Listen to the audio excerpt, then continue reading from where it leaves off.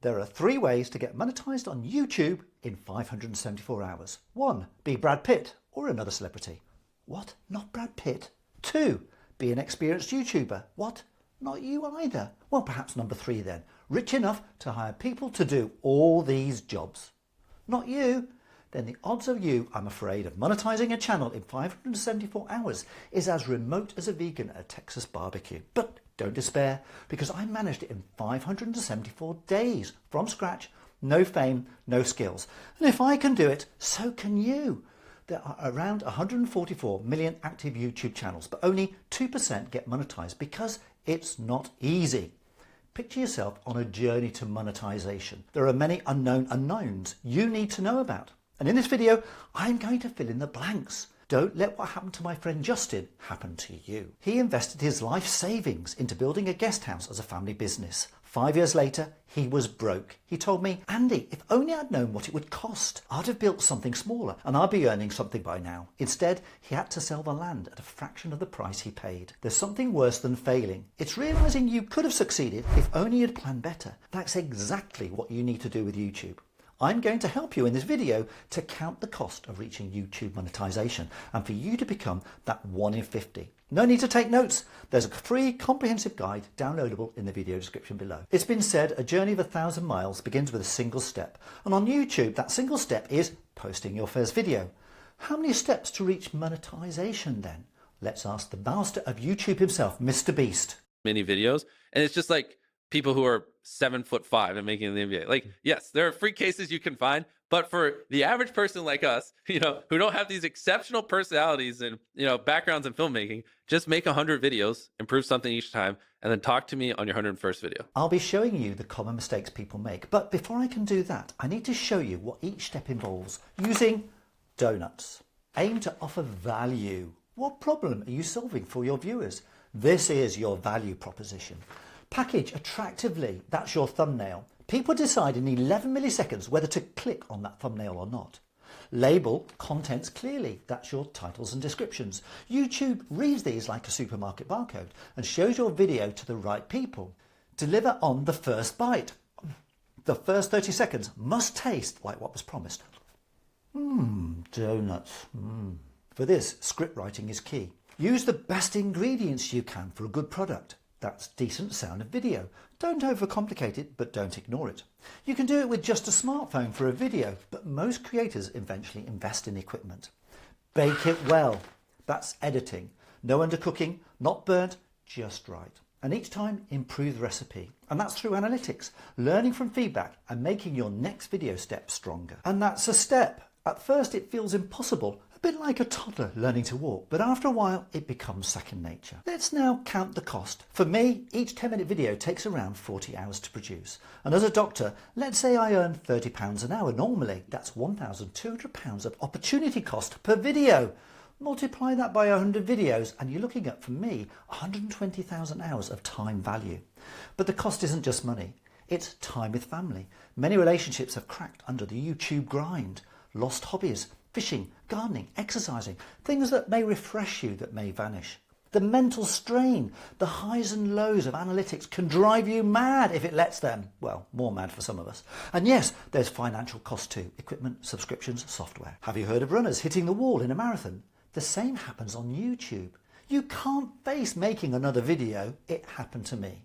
I started uploading every week from January to May, and then I hit the wall. I was done. Most people quit here and never come back. You can reduce the chance of this happening by packing a backpack with good things. Pick a niche you love. Do what you love, or you'll hate what you do. Passion can sustain you. Plan regular breaks.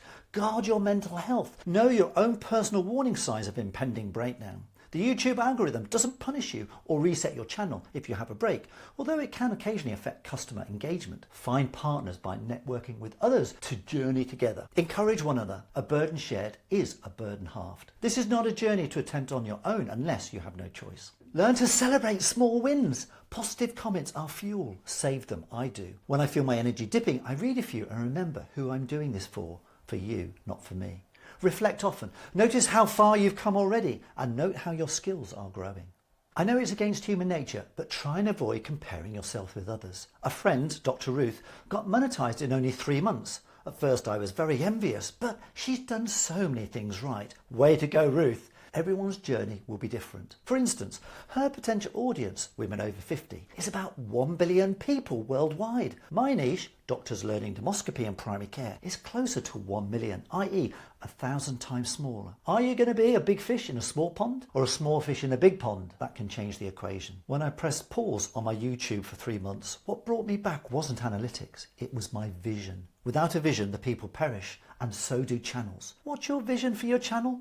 Write it down, post it, breathe it, live it. This is what will drive you through those dark times of doubt, and I've had plenty myself. More help on developing your own vision and mission statement in my free download. Find quotes that inspire you. Here's mine. Success is stumbling from failure to failure with no loss of enthusiasm. If you've already posted 100 videos and still aren't monetized, are you making any of these 5 common errors I see? You have no clear target audience. Are your videos trying to serve sushi to someone who's expecting a burger? Doing what you want rather than what your viewers need. You're there to make your audience feel cleverer, not yourself. A poor channel homepage on YouTube. Remember, this is your shop window to entice people into your videos. No playlist, no introduction video, no clarity will put people off. Inconsistent posting means your customers might forget you. However, YouTube explicitly say, don't post just for the sake of posting. A video that people skip or abandon quickly hurts more than not posting at all. It's better to be consistent with good content than just frequent. Refusing to learn by ignoring video analytics. Fix these and you'll start walking forward. Which of these 5 things do you think is the greatest obstacle to attaining monetization? Let me know in the comment section below. Are you wanting to make a living from YouTube? This is currently what I earn from my YouTube AdSense monetization. I'm not ordering that Ferrari just yet, but multiply that by 100 and you're starting to make reasonable money. Remember, this is passive income and you earn while you sleep because ads run automatically. This is one reason to make evergreen videos, ones that never go out of date or fashion. If you make news or reactive type videos, they date quickly and views dry up. There are many ways you need to think about making money on YouTube. For me, I have videos reviewing dermoscopes, and with an affiliated link, I've earned around about $600 that way. Many companies offer affiliation. For instance, in a bit I'm going to give you a quick guided tour of my home studio setup, including the one piece of equipment I didn't realise I need, but now couldn't do without. I've Amazon links to each item if you want to copy my setup. It costs you nothing extra to purchase through the link, but if you do, Amazon gives me a 10% finder's fee. You could seek out sponsorship from companies and run those adverts within your videos. However, the life-changing big ticket money usually comes from selling courses and consultancy work. Watch established YouTubers' video and note how often they offer their own services in this way. To offer this, you first need to build up your audience and credibility as an expert in your niche. But this is the holy grail of YouTube monetization. Fees can run from a few $100s to thousands of dollars. If you already have a business, a YouTube channel can showcase your work and find you customers, i.e. a form of advertising. If an income isn't important to you, then great. You have much more freedom to do whatever you want. If income is vital though, start developing a strategy now. YouTube is not a get-rich-quick scheme. The book I found most helpful is E-Myth, explaining and showing how to develop systems to grow a business. You'll find an affiliated link to the book below. Try not to worry about the algorithm. It knows what it's doing. If I've already given you something sweet to savour in this video, then why not reward me by hitting that like button? The algorithm loves that. Concentrate on cooking good content to feed your customers, making each step and video better than the last. Here's a few top tips when cooking up a tasty donut for your viewers. Generating ideas. Get to know your audience. How do you do that? Well, why not ask what they need? Post a poll, or perhaps even use AI. Dear ChatGPT, I'm making a YouTube video and my audience is men over 60 who are slightly balding and are worried. Can you suggest things they would like on a video? Simples.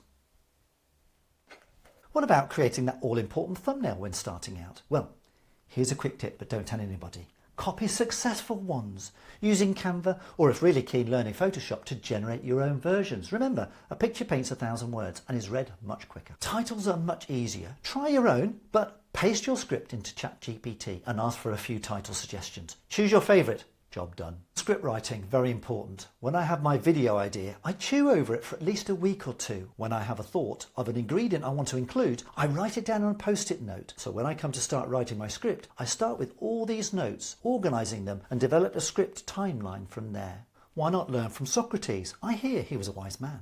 What did I do in the first 30 seconds of this video? 1. I gave you a key fact. Only 1 in 50 make it to monetization. This is logos, a key relevant fact. 2.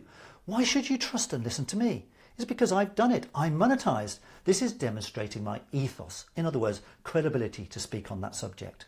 3, try and generate an emotional response in your listener. This draws his people in to listen. Think campfire. Do this by storytelling. I used my friend's example in Justin. Did his story make you go, I don't want that to be me? Did it generate a little bit of fear or anxiety, but also hope that I might have the answer to solve that problem? This is pathos, appealing to the person's emotions. When writing, try and include all 3, particularly in the first 30 seconds. Have you worked out what the symbols at the top of the video mean? There's logos, ethos, pathos. This is the all-important call to action.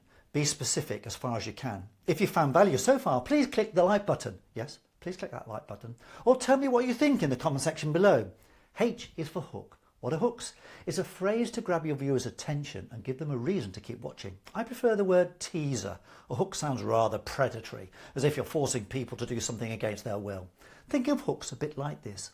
When giving them your well-crafted donut, give them a nibble of what's about to come, if only they keep eating.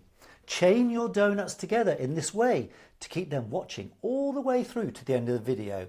Very good. Okay, time for that quick studio tour that I hooked you into earlier. Let's start with that piece of equipment I discovered I needed but never thought about before. No, it's not this wonderful camera, for even a modern smartphone is awesome as a camera. It's this, a teleprompter, and the great thing is it has a remote control, which means that I can then toggle back if I don't like what I've done and do it again. So let's do that again, shall we? Because I think we can do it better. It's not my wonderful camera, for even a smartphone is awesome as a camera. It's this teleprompter in my handout. There's a link to all the equipment, including details on how to link them all together, so you can copy my setup if you wish. Right, let's think about lighting. This studio is gradually developed, and so what I'm going to do is make it go dark, and then we can see and add in some lights to give you some ideas. So here's my studio with the backlights, which I've added just for a little bit of contrast and interest. And as you can see, my colour is this purplish colour. Now I'm going to add in my main light. Going to be a bit bright. It's going to settle down as the camera readjusts. This is called Rembrandt lighting. On the side, what happens is you get a little triangle of white light there. So that's Rembrandt lighting. But I want a little bit of fill-in on the side, and I can alter that colour.